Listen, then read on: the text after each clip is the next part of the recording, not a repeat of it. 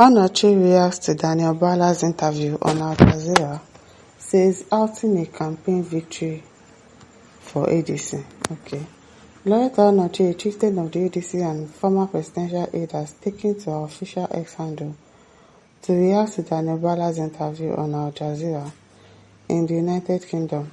According to the statement, which was shared on her official X handle, she pointed out that the interview was a campaign victory. How is the interview tantamount to a campaign victory for ADC at this moment? Bwala'S, the senior special advisor on media and policy communications, was recently on the spotlight after his interview with Mehdi Hassan, a renowned international journalist, generated massive argument. The senior special advisor, who appeared on Al Jazeera London, had a heated confrontation with the host as they attempted to defend the current administration, an incident which had grown to become a national discourse.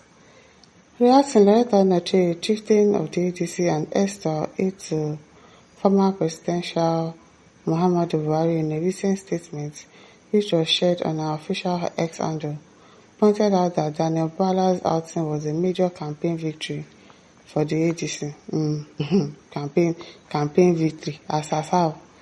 According to her statement, Bwala'S interaction with Mehdi Hassan was a disaster. Everybody said that one. His inability to put his act together, according to Onochie, ensured that the chances of ADC emerging victorious in 2027 were given a major boost. In her words, she said, depending on where you stand for APC, Bwala'S outing on Al Jazeera was a disaster. For Nigerians, especially those of us in ADC, it was a major campaign victory and we just won the 2027 election, she wrote. Charles says, what is she doing in ADC? I wonder. ADC is just accepting everybody into their party. GRR says, what is the difference between you, Bwala, FFK, Tinubu, Mokri, Adeshina, Wike, Lai Mohammed? I wonder.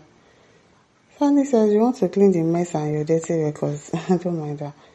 Atimlo says, aside questions about Bwala'S past, which has no relevance in the interview, Bwala answered every question about the administration effortlessly. He won the first segment hands down. Please fact check. Leave that one. We did not see that one.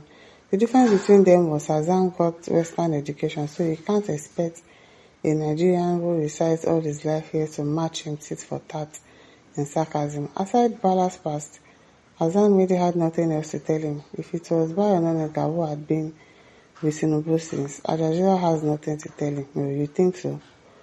Okay, Stobena says, how did this Lauretha Onochie turn to a holy woman all of a sudden? I wonder. I really wonder. Charles says, nonsense. Al Jazeera says, ADC doesn't have a campaign, neither do they have a manifesto. It's just an association of defected criminals. Now, you sabi that one now. Chukwu says, where did the criminals defected from? Where did they defect from? Chimeze says, saboteur.